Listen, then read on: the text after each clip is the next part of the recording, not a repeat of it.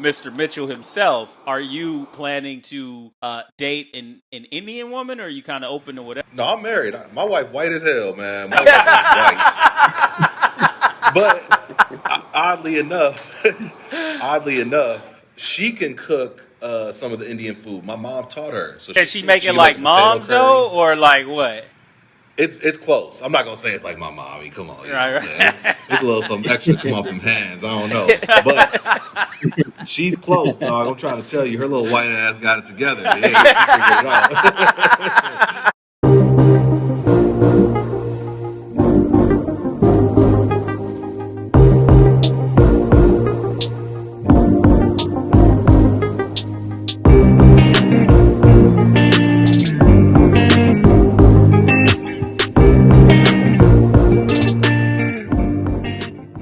Hi, I'm Dimari. And I'm Brandon.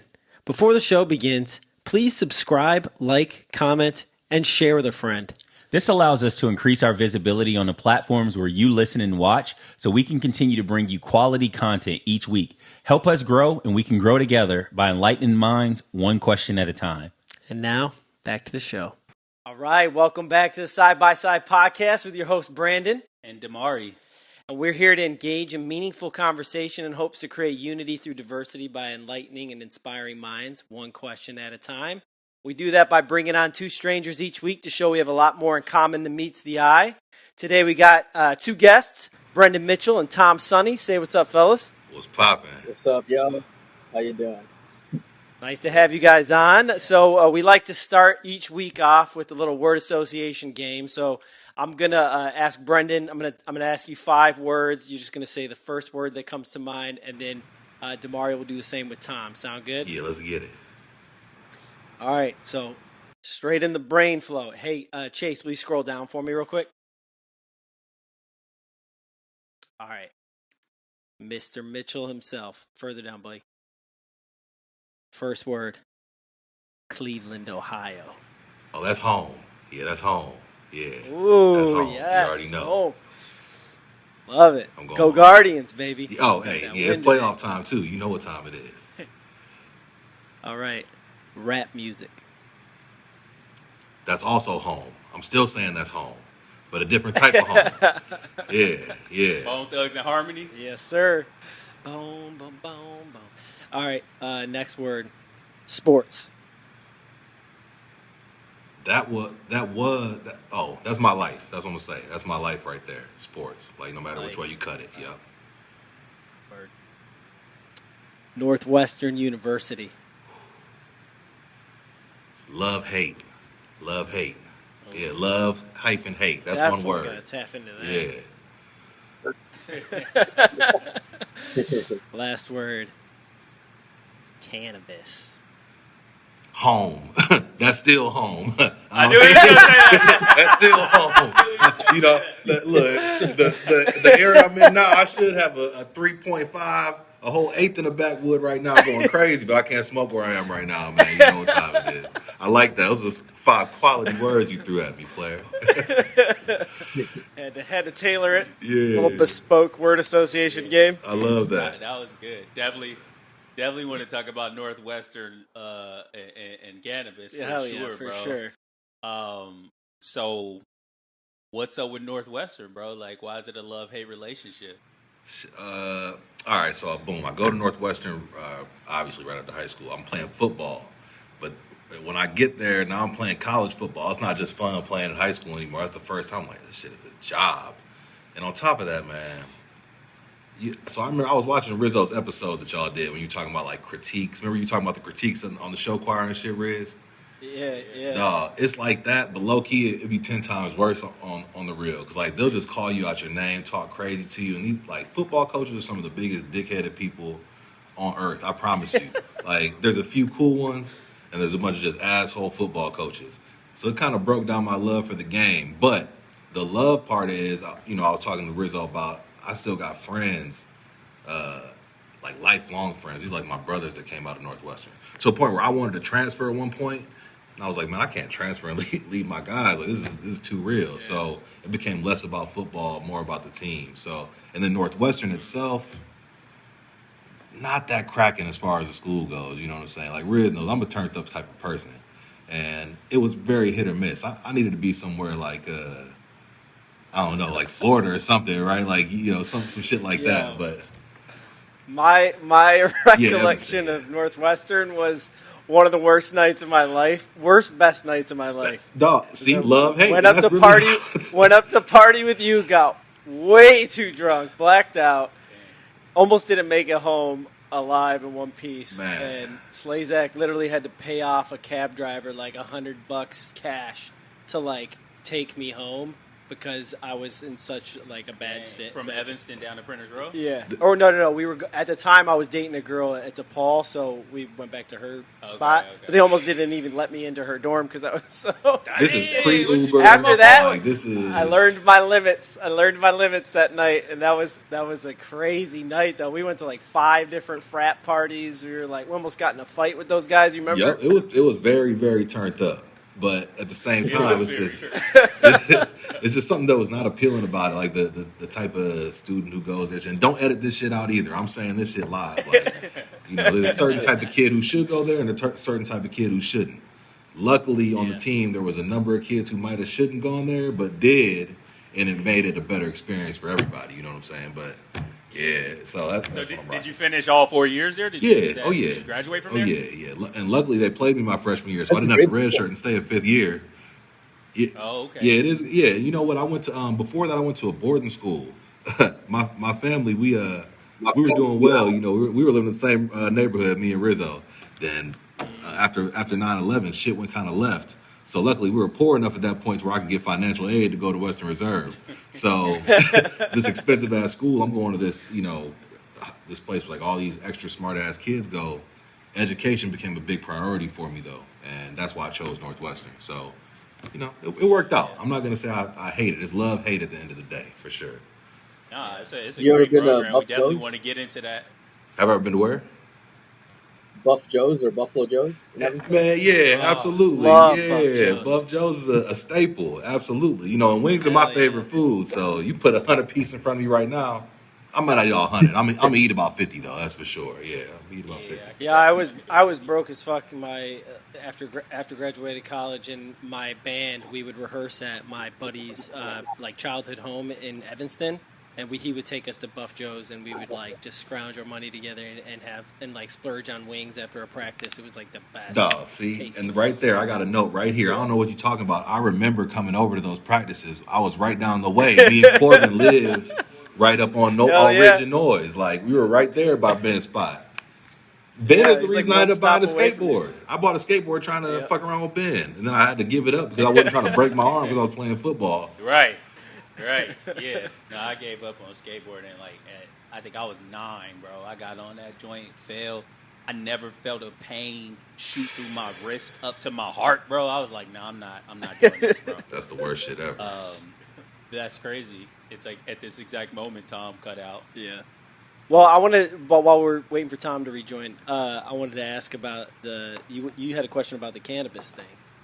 Yeah. I didn't have one. Oh, you didn't? Oh, you just wanted to talk about it? Look, Yeah, definitely. I love weed, cannabis, marijuana, whatever you want to call it, it's my shit. But again, I didn't really get into it until after I got done playing sports. Like, when I said sports was really my life, like, that's really what it was. Like, that's what I did, for real. Like, it was to the point where people were even surprised that I ended up playing football because I was such a good basketball player coming up through Twinsburg. So that's all I did was play sports, man. And hoop in the driveway, like, I'd be out there giving Riz the business, even though I was like a foot taller than him, so it really wasn't fair.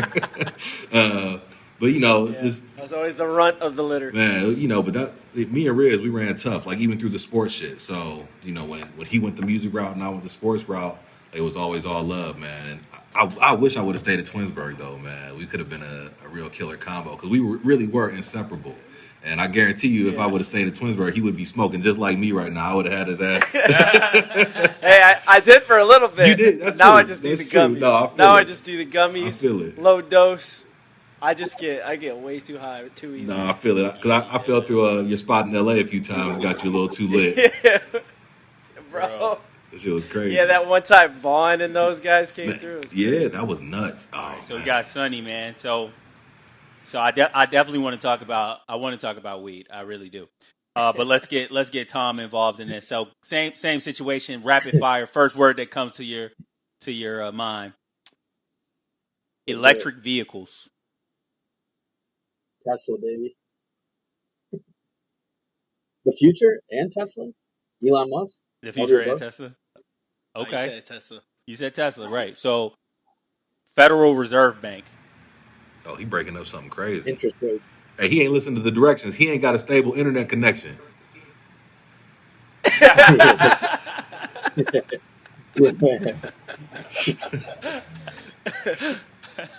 connection is What? right now. Yo, can you hear me, man? Like this is crazy. Yeah, So, yeah, I can hear you perfect. I can hear you. It's just going in and out. Yeah, we're good. okay. We're good. Federal Reserve Bank. Let's say interest rates. Okay.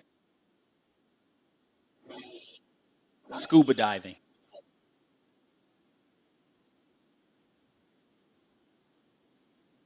Exploration. He a scuba diver? What'd you say? What'd you say? Exploration? Exploration?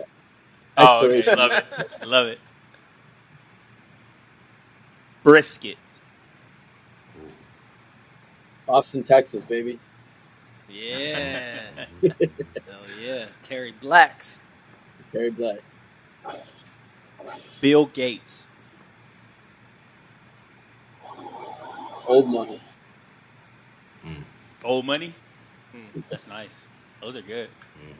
Those are good. Yo, Federal Reserve Bank and Bill Gates. I thought I was going to go and take a left turn there because we could have definitely taken it. It's only where he wanted to take I it. know. He didn't take it anywhere He for kept us. it, he kept it He professional. kept it super prof. Yeah. That's good, man. So, Tom, while we got you here, while your internet is stable, we'll start with you, man. Just tell us a little bit about your upbringing, family structure, and what you do for work and how you got there. Definitely, bro. Yeah. So I actually was born in India, and I came when I was 1 year old. Right. So pretty much feel like I was born here in Chicago. Got an older sister, younger brother. Parents, both professionals. My father, I grew up around his business, which is insurance and financial services. Right. So after college, that's when I decided to give it a try and get into that field as well. It's been about now almost 7 years in the industry. That's been really Hey, Tom, real quick. Tom, sorry to cut you off, bro. You Yeah. sound really muffled. Can you can you just like turn your mic off and on? That's real quick? crazy. He's from India too. My mom was from It India. was some So that's really crazy. great work. I know. Yeah, that's so. It was nuts when I was asking you about the overlap because like I had realized at the last minute that they both are Indian too. So I definitely want to like tap into that when we go through your background. But yeah, while we wait for Tom, I guess we could just do Brendan, keep it moving, and then we'll switch back over to that's Tom, cool. and I'll cut it. Yep. So Brendan, tell us a little bit about your upbringing, your background, and like family structure growing up and all that good jazz, and then what led to where you are today and what you're doing in life. So, mom and dad, me and my sister, Reka, all in Twinsburg, living right up the street from Rizzo in Ethan's Green. It's a nice, what's that, what do you call it, like a subdivision, nice neighborhood. Really kind of built around a golf course, too. But there was a lot of, like, diversity in Ethan's Green, too, if we're being real, and all across Twinsburg. So that was a great place to grow up, like, straight up. There were all type of neighborhoods and pockets within that little suburb that made it a lot more than what you would think, or like what meets the eye when you first like slide into Twinsburg. I don't know if you knew this even, Riz. I got a half sister. I can't make sure I can't leave her out. My dog Tierra, but she didn't grow up with us. So and then my extended family was in D.C. and Detroit, so they weren't like really by it. So it was really just us four in Twinsburg, Ohio.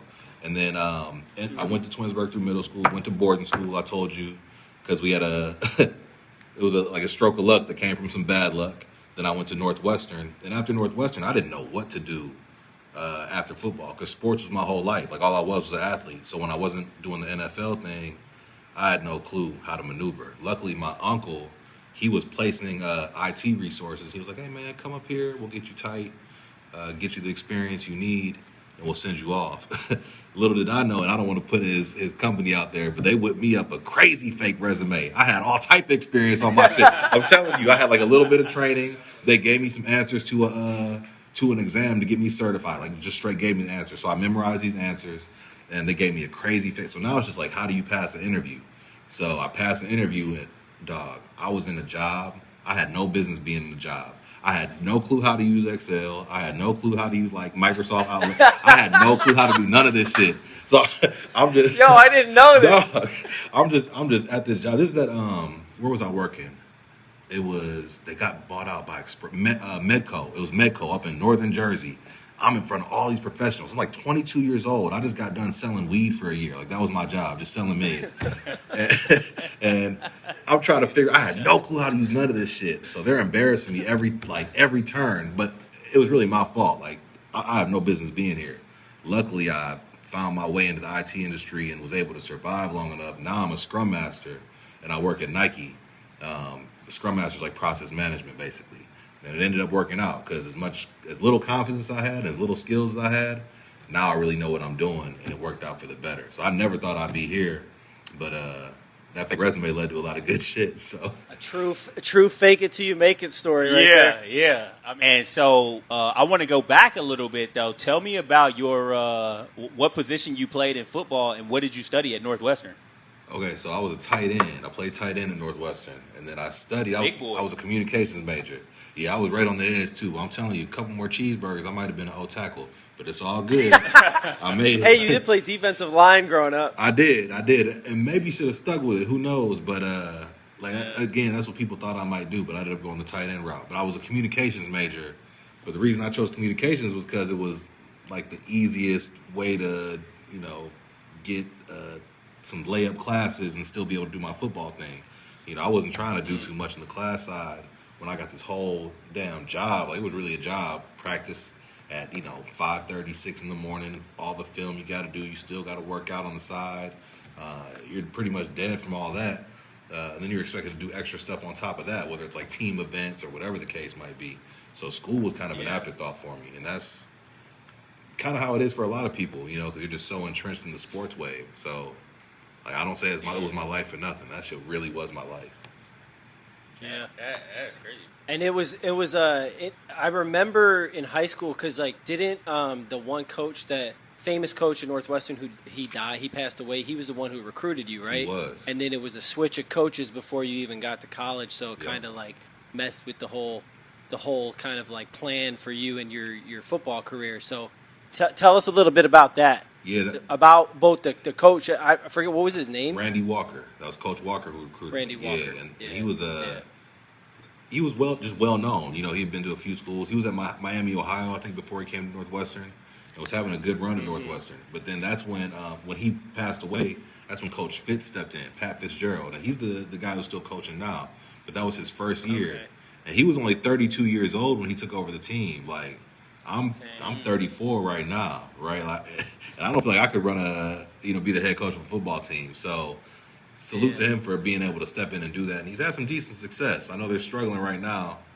I'm not the biggest Northwestern stan like that, so I just kind of follow football. But shout out to him. But that's not an easy position to step into. Yeah, that's not small shoes to fill. No, for sure. Yeah. And so you said you came in and you were starting as a freshman? No, I didn't start as a freshman, but I did play as a freshman. Oh, you didn't start? Yeah, I did play as a freshman. Okay. So they had me out there doing some special team shit, getting a few plays in, some goal line sets, some sets that were more passing centric, some things of that nature. It was cool, man. It was cool. I got a lot of good experiences from it. Went to a couple bowl games, got to play in all the crazy ass stadiums you see on TV. Played in the Horseshoe, played in Happy Valley, played at the stadium in Wisconsin, played at Iowa. Those were big moments for me, so it was cool. Played at the Big House in Michigan. Took some L's, got some crazy wins, some big upsets, things like that. Students storming the field after a big win. So those moments were cool, really cool. But what sucked, all that extra shit I was telling you about, getting ridden by a coach at all hours of the day, no matter what's going on, having to do all the sports shit and go to school, having to play through injuries because football is just painful as hell. Having to deal with like I'm going back to school, actually having to keep your grades up because Northwestern wasn't necessarily a cakewalk on the school side. It was a little bit of a challenge. All the hours you put in, not being able to do like student shit, like travel abroad. I wanted to study abroad so bad, didn't get to do it because I was playing football. It was all like on a Monday. There was always, I forget where they used to go. On a Monday, it was always shaking. But it was a Monday. We had practice at 6 a.m. the next day. I'm not going nowhere on a Monday like that. If we had 3 p.m. practice, maybe, but it just wasn't like that where I went. So, love, hate. Which is crazy because I feel like there's a good parallel between you and Tom, and I want to get into that, which is just talking about like discipline and sacrifice. But before we do that, so Tom, just, tell us about your upbringing, your family structure, and what you do professionally and how you got there. Yeah, definitely, man. So I grew up in Chicago pretty much my whole life. My father, he's been in my business and New York Life for 28 years in the insurance business, and that's really what inspired me to start in 2016 right after college. It's been a great experience. I feel like I grew a lot personally, professionally, and really met a lot of people. Had some great relationships on the way. And my sister, she's a doctor, older sister, and my brother, he's in the IT field. So my mom's a nurse practitioner, right? So someone had to step up and kind of take over the family business since my dad is nearing retirement, and really glad I did that and started my own company as well, Sunny Financial Strategies, and 2.5 years ago, which is one of my goals, or like one of my dreams, right? So growing up, so definitely a lot of ups and downs in between, but grateful for the experiences. Yeah, so you say you grew up in Chicago and your dad was in the insurance industry, but your older sister didn't join the industry. Your younger brother didn't join the industry. What made you join the industry? I feel like I've always had a knack for just relationships and business, and I'm a social person generally, right? So I think that helped, right? And I always wanted a good job, but didn't necessarily want to have like a 9 to 5 per se. So the business really allowed that option. So that's probably why. So I don't know much about the insurance industry. No, I'm kidding. But so I know that a 9 to 5 is not Black a Swan thing. Financial Group. Yeah, I know 9 to 5 is not a thing. So really, you're working like a 5 to 5 and then a 5 to 5 Yeah. So instead of working just a 9 to 5. it's actually an 8 to 10. So instead of the 9 to 5, I'm now Yeah. Yeah. It's so funny. Like, I always hear people say, like, especially like on the internet, you see people that are like, oh, I'm going to just start a business. And I think that they think like when you start a business that just means you make money. It's like, no, bro. That means you do all of the work and you're the last person to get paid. Yeah, 100%. All life. It's like they don't get it. Yeah, which is crazy. So, where'd you go to school, Tom? I went to Illinois State University in Normal, Illinois, or Bloomington, Illinois, which is about 2 hours from Chicago. So pretty close to home. Okay. It was a good in between. Graduated in 2016. Okay. What'd you study there? I did economics and psychology. I was actually going to go into occupational therapy when I first started college, and I was like, once I started doing some shadowing and stuff, I was like, this ain't for me, So that's why I did a backup in business, So yeah, it worked out, somehow. So did you shadow your dad and you were like, this is better than doing occupational therapy? I would say, I mean, I was around it, and to be honest, initially I was like, you know what, this is way too hard for me. I don't want to do it. I mean, keep in mind I was like 18 at the time, so I also didn't really know what was happening. But what really got me into it is I went on a work trip after college, after I graduated. It's called, counsel, right? And that's really what inspired me to take that leap of faith. And I really believe that everything happens for a reason. So Yeah. Yeah, that's so. When you guys, I mean, obviously being a business owner, you could probably relate. But what Brendan was talking about, faking it till you make it, his whole story, I thought of this book.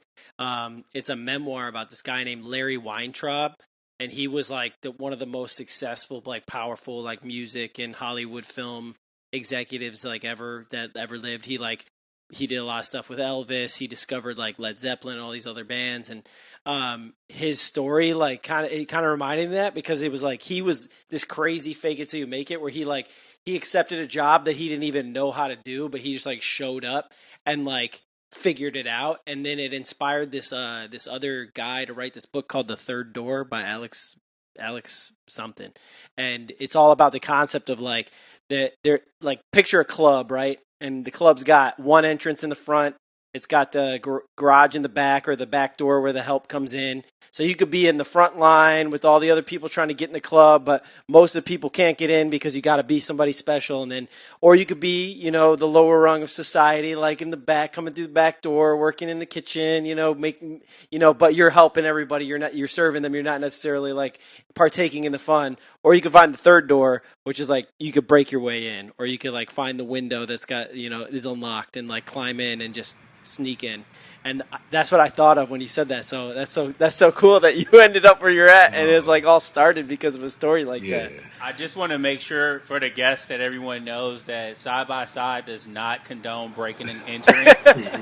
Okay, just so there's no confusion. They condone fake resumes. Disclaimer. Though. They do condone fake resumes. Hey, all day. All day. No, that's crazy. So I know Tom personally. We're part of a study group together. So I know that you're working on some crazy stuff right now that, we didn't even know if we were going to be able to meet today. You took some time for us today. So tell the listeners, what are you working on right now, man? Yeah, I'm working on the Certified Financial Planner designation, which in the financial wealth management space, it is like essentially like the PhD of financial planning. So, it's seen as like the standard of excellence, which, I mean, it's a big commitment, right? So the board exam is about like 300 hours of studying, which, you just got to lock in pretty much, right? And just like anything, right, the listeners, right, I'm sure like all of us have our own challenges or goals. It's just all about winning the day. That's what I believe in, right? And things do compound over time. So it's a quick word of advice there. Yeah, it's a crazy program. Like I don't know. I've looked at like just a few like early courses, whatever that first one is, and I was like, bro, this is insane. Generally, it'll take like anywhere from 18 to 36 months to complete. But he's doing like a crazy crash course, and like how long is it taking you? I'm doing it in like 4 or 5 months. Dang. Getting busy. What's wrong with you? While still running a business. Yeah. You are nuts. Man. Wow.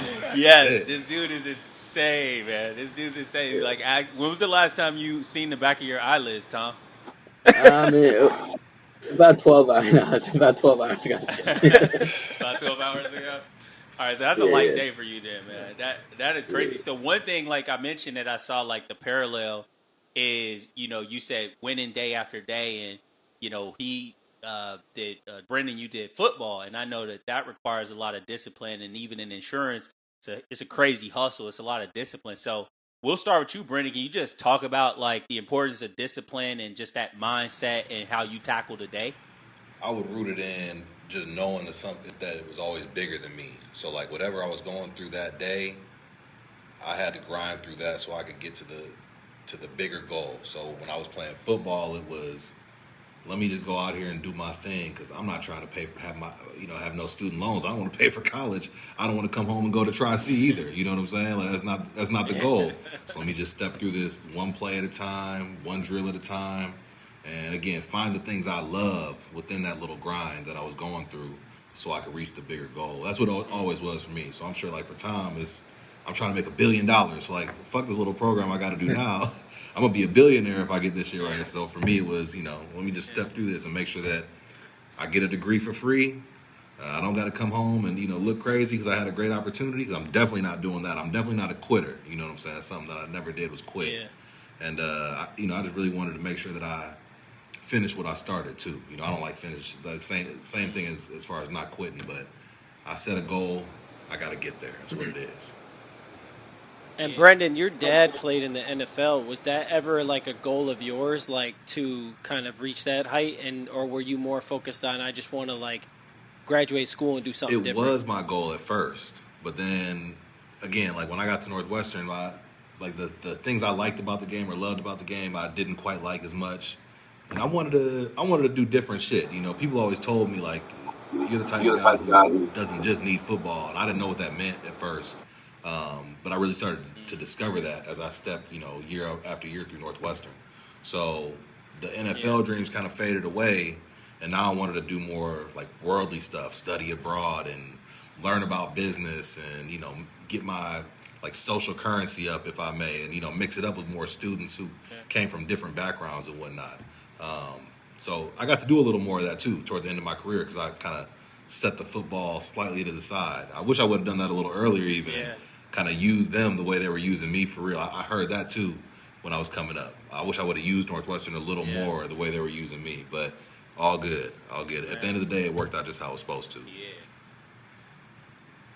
Right. Exactly. Yeah. So Tom, I mean, what's your take on, discipline? I know you're a pretty structured guy, so just give us some insight on like how you approach the day and deal with discipline. I always like to keep things like top of mind, right? So I'm a big like notes and reminder guy. So I'll put like a bunch of notes on the side of my bed, right? As well as like on my iPhone, I got this thing called a Power List, where I read it every morning and every night, where it just has like my daily goals and then some long term visions, That's right? cool.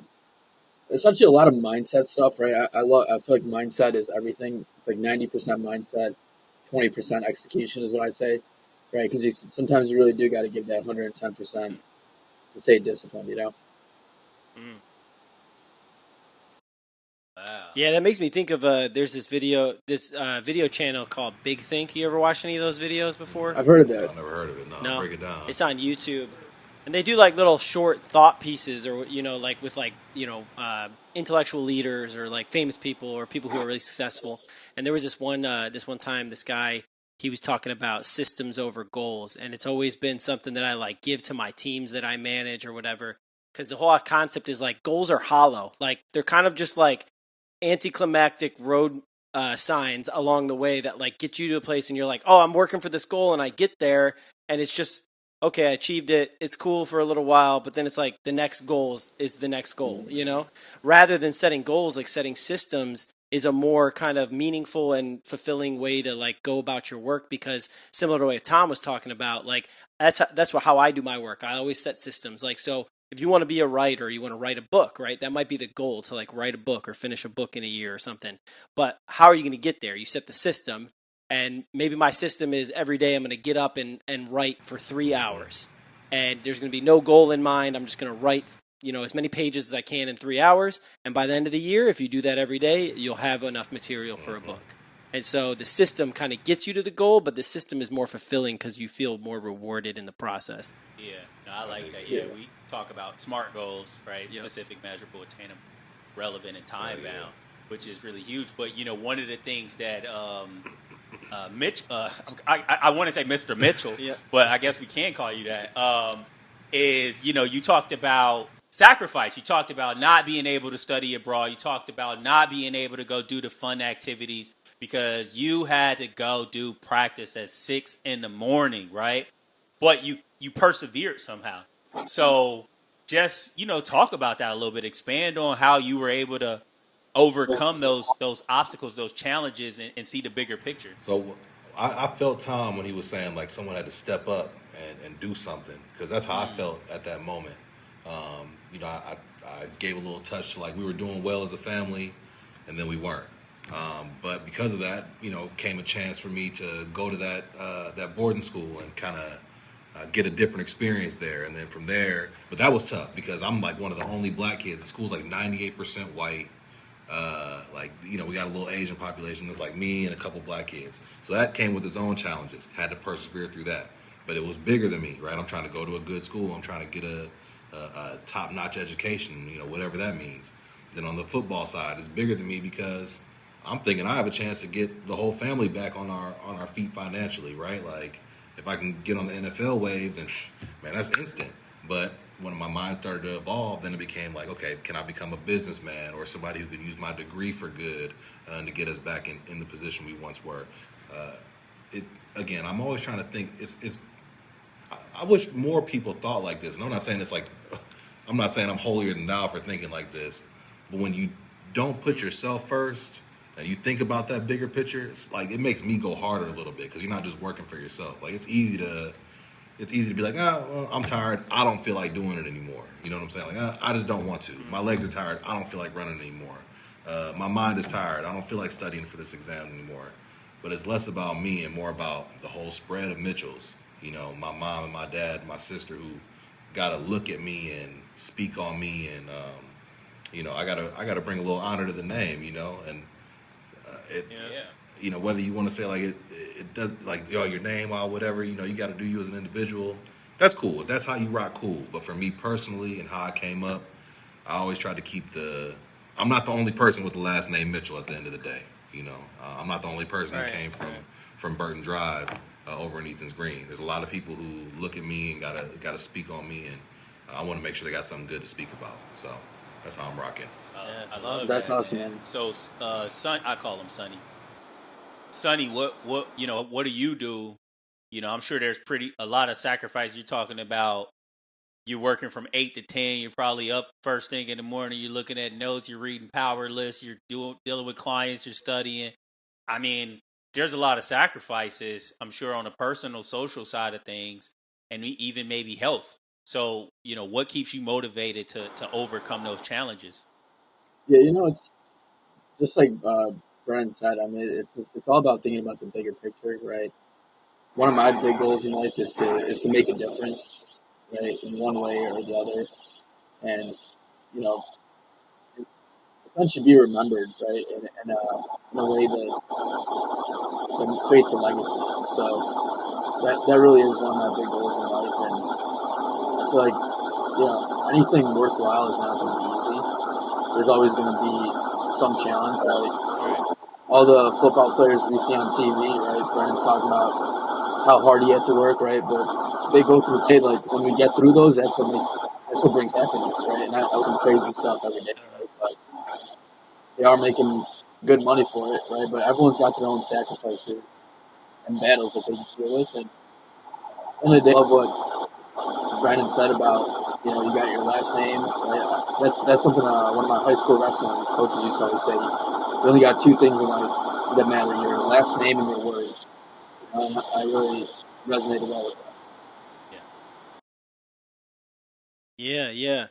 And persevering through challenges is definitely a thing. I mean, we're going through it right now on this podcast because, Tom, bro, it sounds like you're in a time machine over there, my man. Like, for sure. Yeah, I thought it was just me. And I got new AirPods and everything. You got a future in physics. So he's working on something in that office over there. It's nuts. It sounds like he's going through like 4 VPNs routed through Russia, like through Uzbekistan, trading trades. Like, it is insane right now, bro. Yeah. So it's time. It's for the allegedly part of the show. Yeah. So allegedly,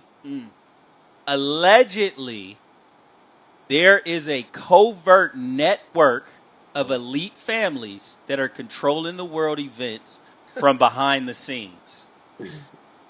What are your thoughts on this, Mr. Mitchell? Well, okay, here's what I know, or here's what I've been told. If in America, like 98% of the wealth belongs to just a few percent of the hands, or whatever they say, I forget the saying, right? Then how can I not believe that within that, like 2% of people who hold all the wealth, there's an even smaller percentage of families who really are making decisions and running shit with big checks and, you know, big numbers. I try not to be too much of a conspiracy theorist, but I know that politics and influence stretch far beyond the faces we see on TV. I know there's some big time influencers. You know, if you just even take your like typical like lobbyist, right, who goes out there and tries to lobby for different things to get passed. Cool, but like who's behind them? Who's even behind that person?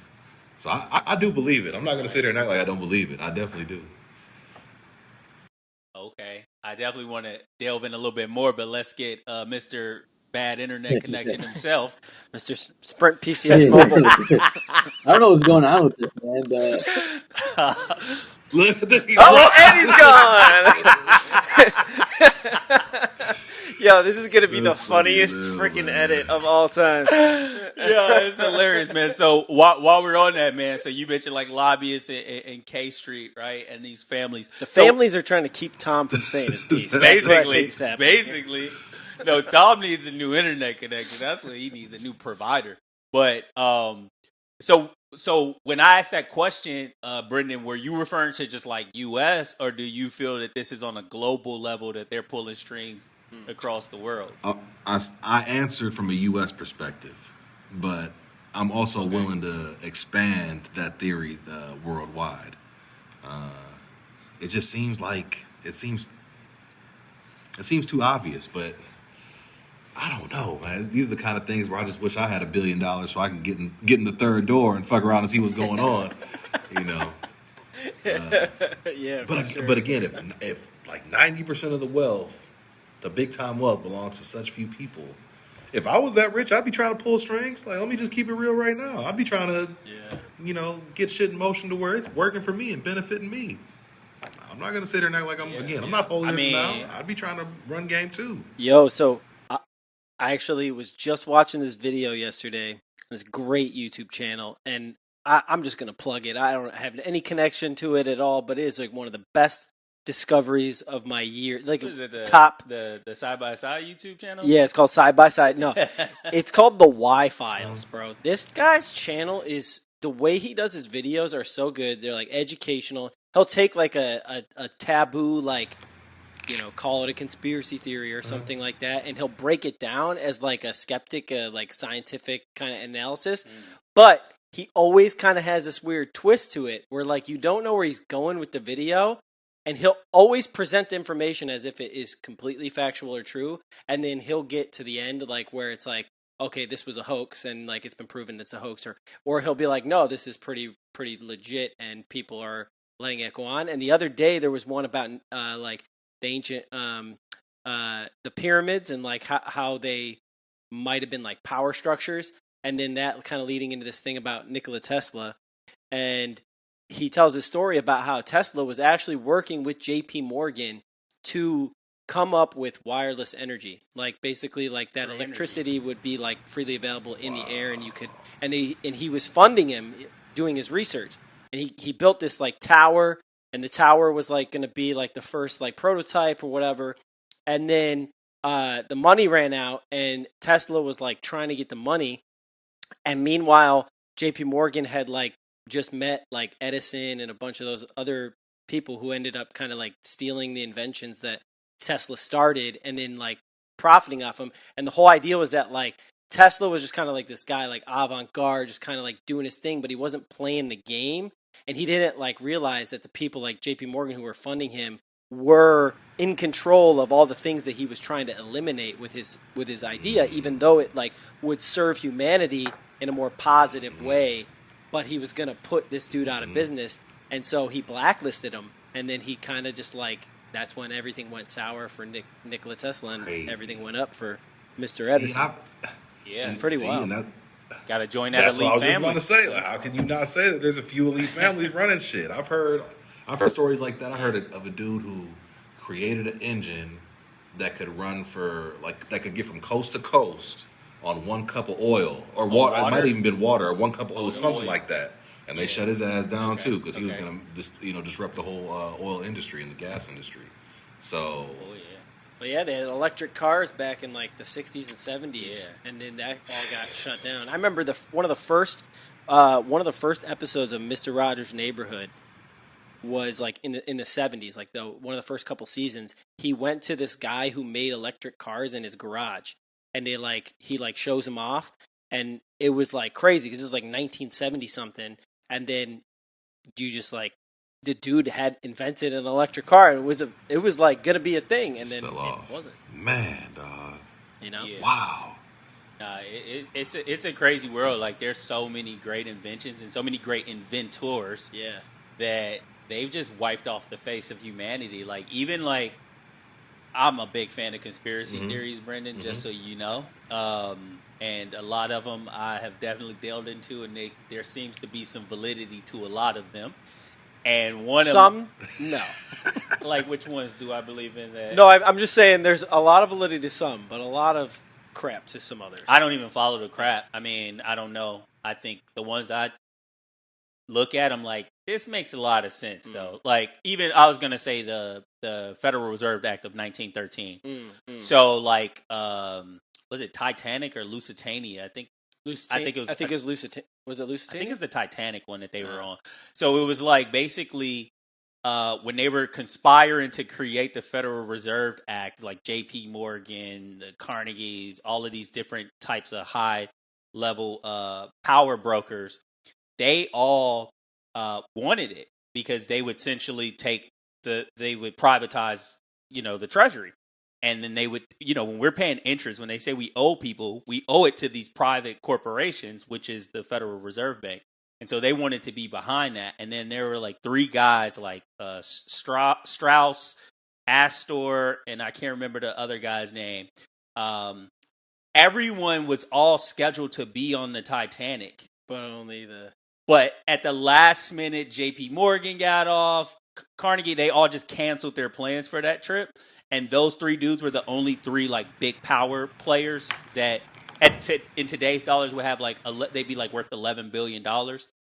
They were the only people that stayed on that boat. They all died, and they were the only three big boys that opposed the Federal Reserve Act, and then it passed right afterwards. So I don't know. When I look into the facts, I'm like, I don't know, man. The math is mathing for me though. But Tom, back from the other side, what are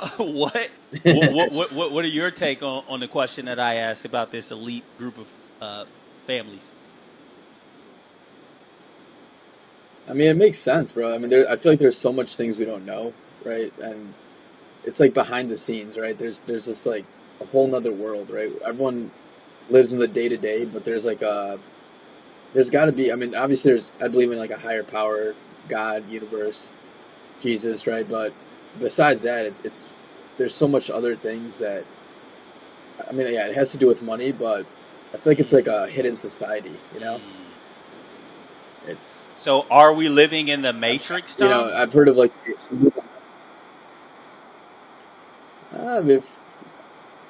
If you want to put it that way, I mean, I'm down. George Carlin said it best. He said, "It's a big club, and you ain't in it." Yeah. Trying to tell you, man, I know some shit going on. I know it is.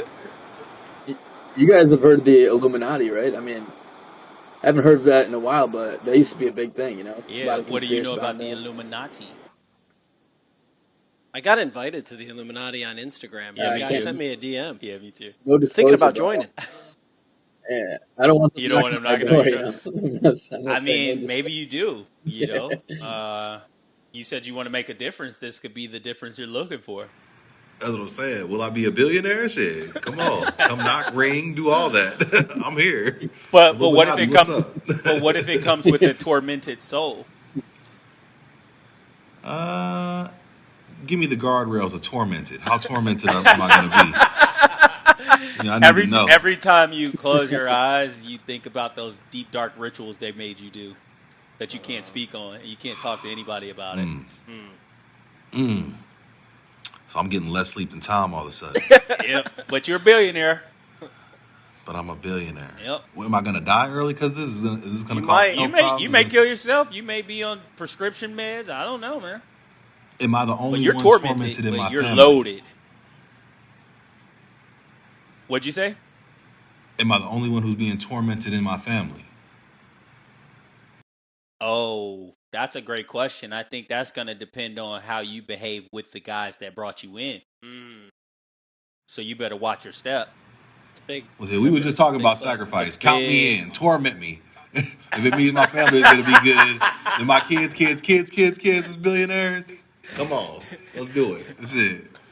You said as long as I ain't got to have Tom's internet connection, I'm in. I need $10 billion and a good internet. Tom, you've been a great sport. We've roasted you all night. I'm sorry for it. No, who was the other person? We had a few episodes Will Trey was one of them. Oh, that was Will Trey. Right. It was so bad we didn't even do that episode. Like we finished it and we didn't even publish it because it was like We couldn't. He rejoined like a record number of times. I don't think you're going to get the record for rejoining the podcast, but definitely Will Trey holds that Tom's record. going to get the record for fewest words said by another guest. He's like, I feel like it's pretty smooth now, right? Yeah, Can you guys it's better. hear me It's all much better. So I actually want to segue from the rich families thing into the families that you guys have, and I know that I think both of you guys are Indian. Correct me if I'm wrong on that. No, you're right. Yeah. Can you maybe we'll start with Tom and then go to Brendan, but tell us a little bit about that part of your family, maybe the cultural influence of part of your life, or what it was like kind of growing up in an Indian family. Yeah, no doubt. Yeah, so my family's from Kerala, India, which is like all the way south, and pretty much it's a very, I would say, Americanized culture, right? Because we are like Christian Catholics, right? So a lot of it, I mean, a lot of resemblance with typical American families, right? But culture is definitely like a big part of my upbringing, and I love it. It's because it brings me back to my roots and makes me grateful, right? Because I've been to India countless times visiting my family there, and the way we have it here, it's unreal, the difference, So it definitely brings back a feeling of gratitude, but also, the one thing about the Indian community is they have one of like the highest household incomes. If you look at the entire U.S. population, right? So, not saying that to brag in any way, right? But in my industry, it definitely makes it a little better, I would say. Get clients and stuff. Well, aren't they in like close competition with, I think, Jewish and I think maybe Chinese Americans surpass the Indians now? Yeah, I think they're all pretty similar, but a lot of Indians are coming up in like the CEO rankings of major companies like Google, to name one, right? But it's pretty impressive. They're definitely very smart people, and they're very they really care about their families. Yeah, I've noticed that. Like I've randomly lived in 2 Indian neighborhoods. So when I lived in Jersey City. You lived in Edison. No, I lived in Jersey. Well, all of Jersey actually has like the highest Indian population in America. So yeah, very high. Yeah, it's very high. So, but I lived in Jersey City, and there's this like one little place, pedestrian walkway, which they call Bollywood. It's hilarious. But I met this Indian lady, and she was like, "No, this legit looks like a street you would see in Mumbai." She's like, this is the real deal. And I was like, wow, that's amazing. But so I lived there, and then where I live now, there's a lot of Indians where I live, like mostly in like tech or whatever, but huge Indian community. And one thing that I've just noticed just from that, I don't know, 6 years of observing them is they really value family and education. It's like huge. Like, so Brendan, you're also Indian. Can you, just tell us about your Indian thing and if you agree with what I said? I definitely agree with what you said. Like education and family, huge. The thing that I mentioned earlier about like I'm not the only person with this last name. That's a big like Indian thing. Like honoring your family and like really like trying to put on for your family and for the generation that came before you and the one that's coming after you. But I will say I got a little twist on my story because I'm half Indian. My mom is from India, from Vijayawada. But my dad, he's a black man from Detroit. So when they got married, there's nothing blacker than a black man from Detroit, by the way, for the audience. That's the blackest you can get. It's like either Detroit or DC is nothing blacker than those two. So when my mom got married to my dad, my grandparents on my mom's side actually didn't talk to her for a couple of years because it was just such a crazy like shockwave through the whole system. Not just for my grandparents, but for everyone who knows them, for the whole family on my mom's side. Like it was a crazy shockwave. But and there's some challenges that came with that. I'm not going to sit here and stunt, but for every challenge that came with it, there's also a lot of things that I learned from that side of my family. including the reason I'm on the IT wave, right? So like I heard Tom say, my sister's a doctor, my brother's on the IT side. I'm like, oh, he's Indian as hell, yeah. That's like as Indian as it gets, right? Like I'm sitting here in the IT field because my uncle, my mom's brother, had the business where he was placing IT consultants. So that was his contribution to the family. Like he studied to be a doctor and then said, I'm not going to practice, and he went and started like placing. He started out by placing nurses.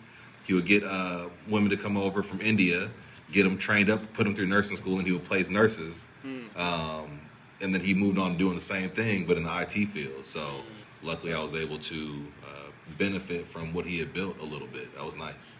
That's awesome. So, what region is your mom awesome. from? She's from Vijayawada. It's in Andhra Pradesh. It's South India too. So Okay.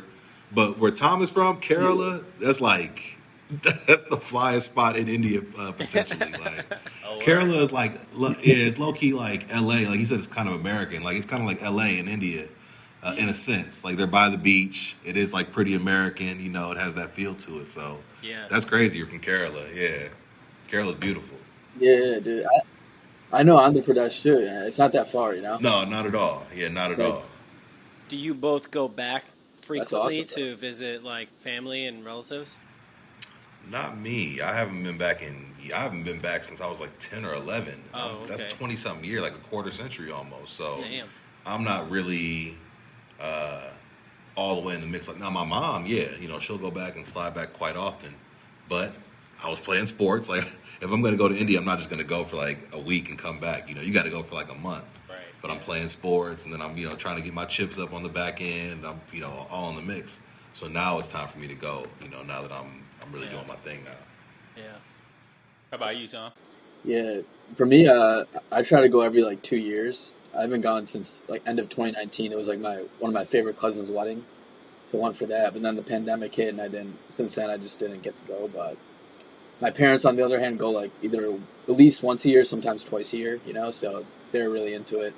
Like a lot of their siblings are still living out there, so they really want to.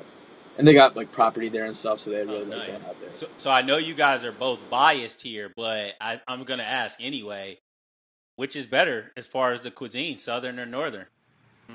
Southern. It's Southern for sure. It's not even close. It's not even close. I'm gonna say yeah. Yeah, Northern Indian cuisine is cool, but like Southern. Northern Indian cuisine is what they're able to make at the Indian restaurants over here, so like Right. American people can really get down with the Indian food. Right. Southern Indian cuisine is like, we don't give a damn about your American palate. We're gonna Right. put all these spices in here. What's your favorite We're gonna dish? make it rock. What are your favorite Indian dish? There's dosa is mine. It's called dosa. It's like something you eat with something. It's the so bread. it's like like naan. They have naan in North Right, India, yeah. but like down south, they're gonna give you chapati and dosa and things like that. I don't know about you, Tom. That's how I'm rocking. No, yeah, I rock with that. But yeah, I like South Indian food because it's like mostly non-veg, right? So there's actually That meat. too.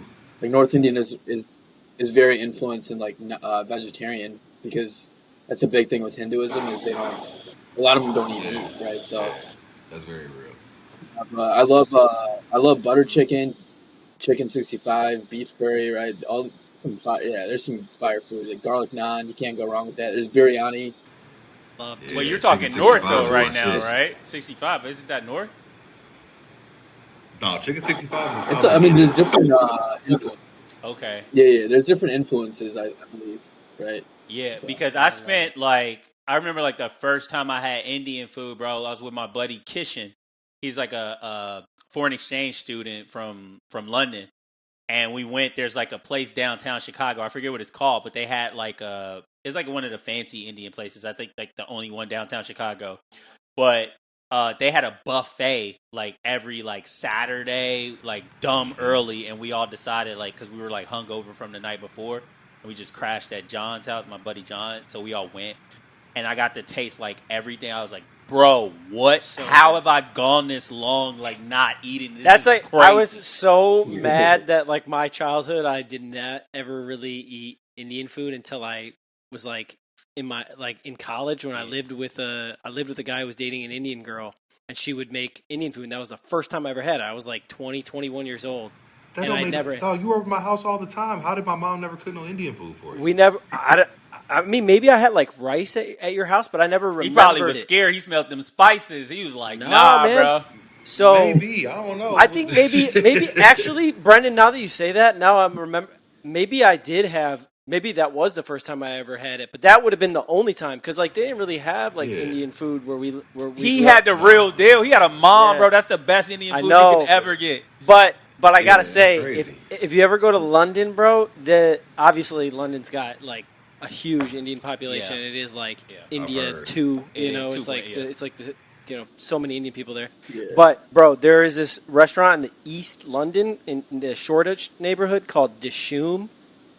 Bro, this Is that food good? is insane. It's the best Indian food I've ever had. I've never been to India. I want to go someday, but you know, this bro, I love Indian food. Is it northern or southern? I don't care what it is, bro. I'm Well, it's eating a all big of it. difference because I never had the southern until I lived in Jersey City, and like I said, it was a huge,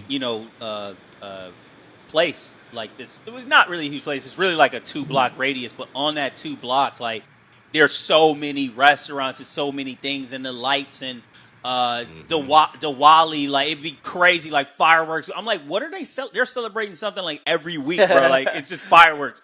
But it was like everyone was super cool and it was a vibe. And so we were in an Uber one time. We were talking to the Uber driver, and we were like, she's like asking us which restaurants we eat at, and I'm like, oh, we always just go to these same ones. And she's like, oh, you guys need to try this place. I think it was like called Sapthagiri or something like that.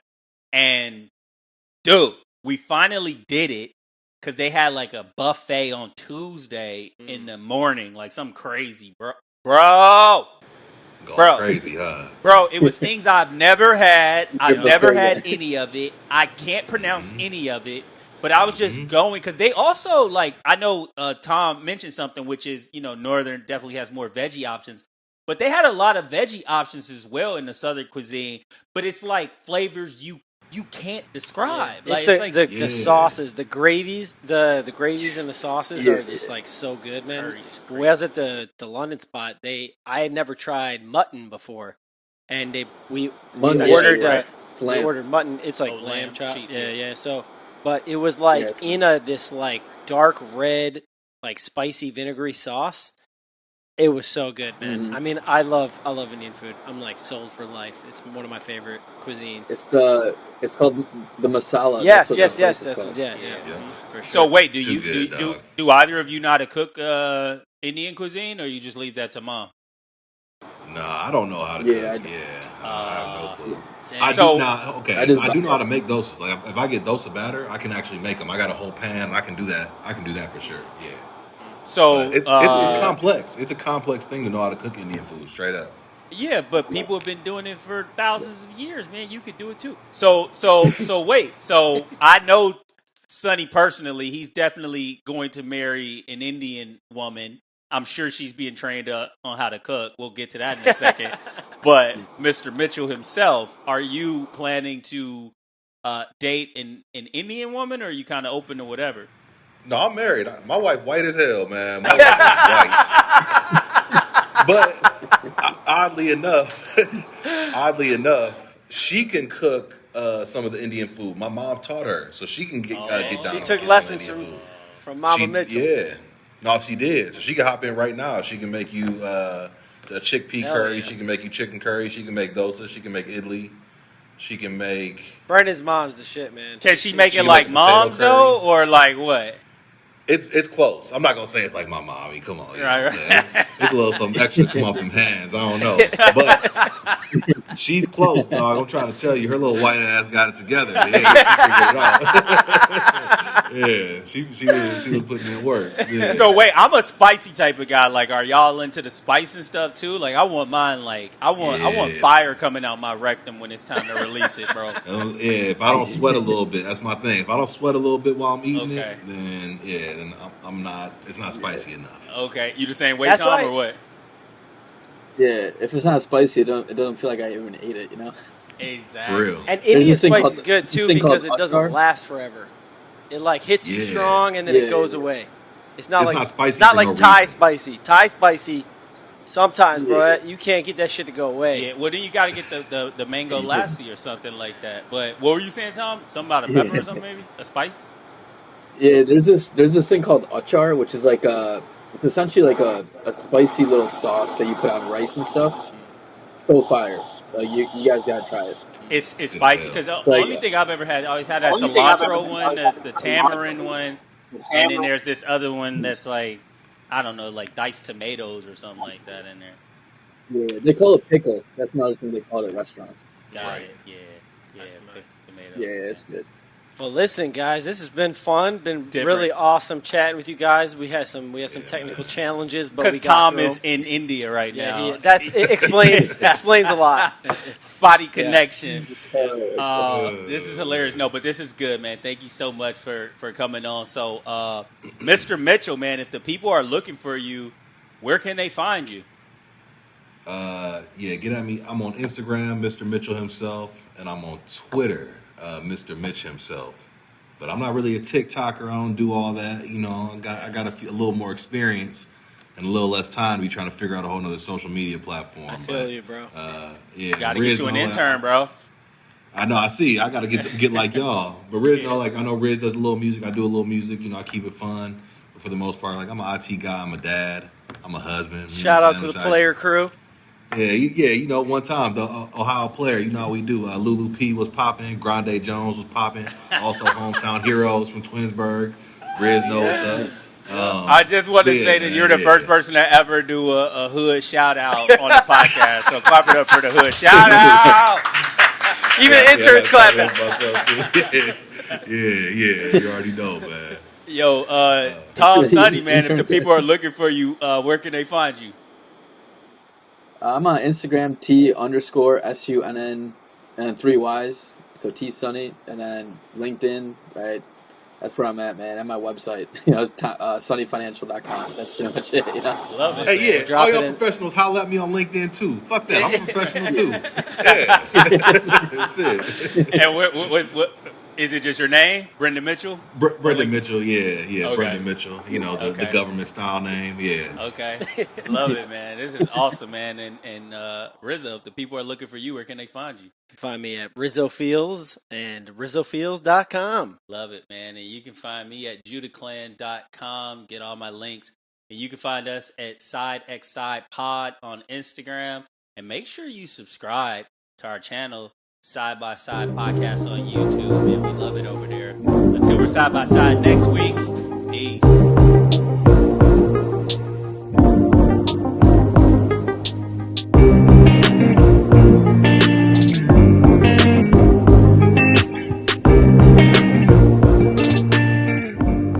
Are you a small business owner, young professional, or pre-retiree looking to grow and protect your assets but don't know where to start?